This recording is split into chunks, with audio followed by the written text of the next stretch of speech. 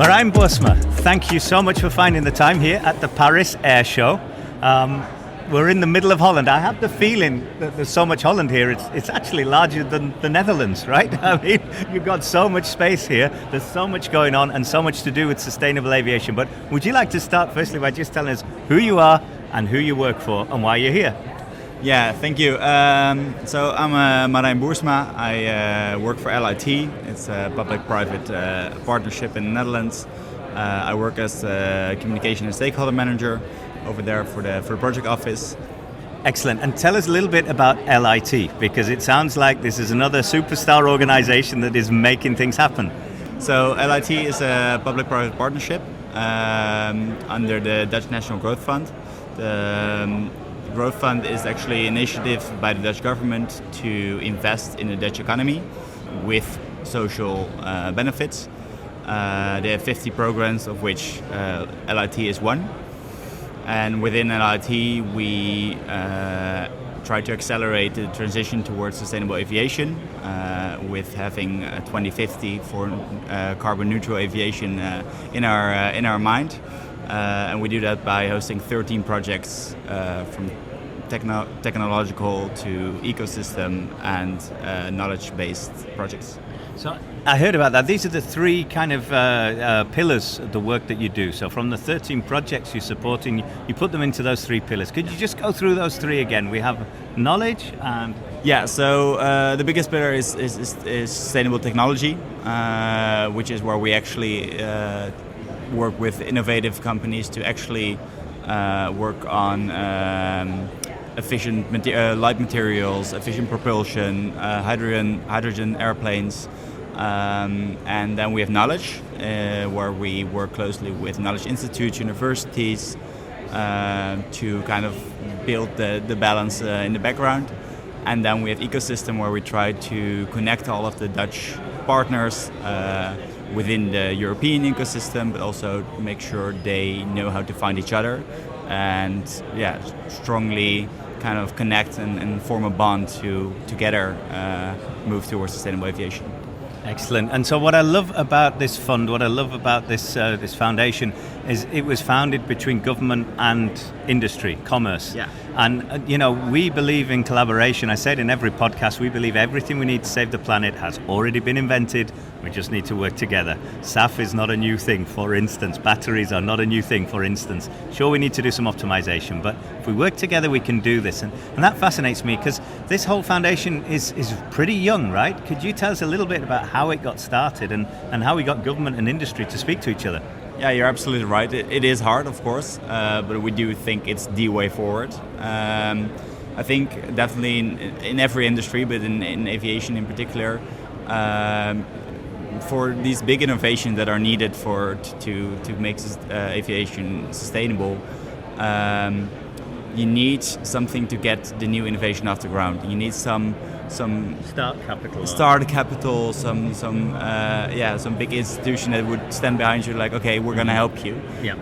And by doing that, and it's not just the money, it's also through LIT we bring all these partners together to work on a specific project, on a specific innovation, and they all bring their own knowledge, and I think that's the power of LIT, definitely. Excellent. Yeah.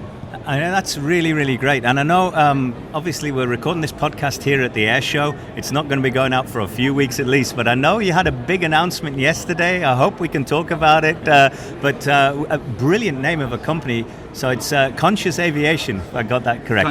Conscious Aerospace. Yeah, I'm sorry. Yeah, so Conscious Aerospace, it's right behind us here. They lead one of our biggest projects. It's called the HAPS project, and they work on retrofitting an existing airplane into a hydrogen fuel cell powered airplane. And they just last week we heard they got the funding for the new phase, the second phase of the project, which is very big. So it's nice to get the confidence to move forward to the next phase.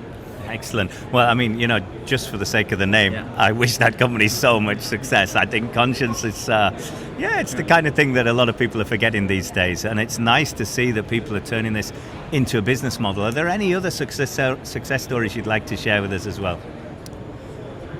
I think maybe even mostly the scope of the project is the biggest success story. We got so many different companies, also not from aviation, that are coming together. So many knowledge institutes, and the way they are finding each other in projects like this, I think that's a success story on its own. And of course, aviation is something where innovations don't happen overnight. It's going to be a long haul as well. But I think if through projects like this they find each other and they collaborate and they start to trust each other, and that's going to make a big difference in the coming decennia as well. Yeah, okay, that's brilliant. And just tell me for yourself as well, how did you find this institution, and how should somebody else find you if they want to get involved?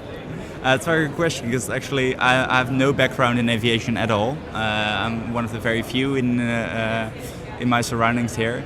But I come from a background of sustainable management, where everything is focused on cross-sectoral partnerships, working together between industry, NGOs, as well as the government institutes. So it links very well with that, with my view of sustainability. And I think you already mentioned before as well. I think that's the idea of the podcast as well, is that being sustainable can be competitive, and I think that's the basis of LIT. Is we want to make it more sustainable, but we want to create economic competitiveness for at least the Dutch economy as well. And I think that's the way to go, because if you can prove that and you can showcase that it works, that's how you get more companies on board, and that's how you're gonna get lasting innovation and sustainability. Yeah, we always say if it's not profitable, it's not sustainable. In 10, maybe 20 years' time, it's going to switch around. If it's not sustainable, it's not profitable. Yeah. But we always say we want to motivate everyone in the company, and we have to start with the CFO. Because if the CFO isn't happy, we're not going to be allowed to do all the other cool stuff. Yeah, and you can't just break down the whole idea of how the market works. That's just, it's about not making profit, but you need to stay up. I think it's not a bad thing to talk about making profits. It's actually a good thing, because if you can make profits while being sustainable, then you're ready for the future. Yeah, you're ticking all the boxes. And I don't know if you feel the same way. I don't want to put words in your mouth, but would you agree it's a lot easier than you think to be sustainable and profitable, to actually create new business models through sustainability?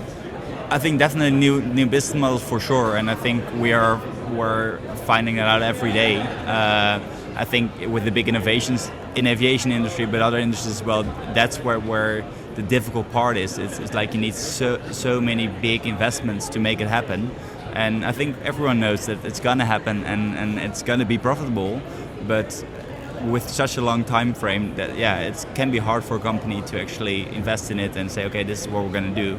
But I think through projects like LIT, we can help a little bit and do our part. And if there's an organisation out there that wants to become part of LIT, to profit from your fund, but also to become part of your own ecosystem, do they have to be Dutch? No, definitely not. We have many Dutch partners, but also many international ones. I think that's very important as well. Aviation is not something that happens within one country. It's an international industry, and you have to tap into the European industry, but also the worldwide ecosystem. So no, you don't have to be Dutch, definitely not. Just reach out. I think on our website you can see all of the projects, and I think new knowledge is always welcome.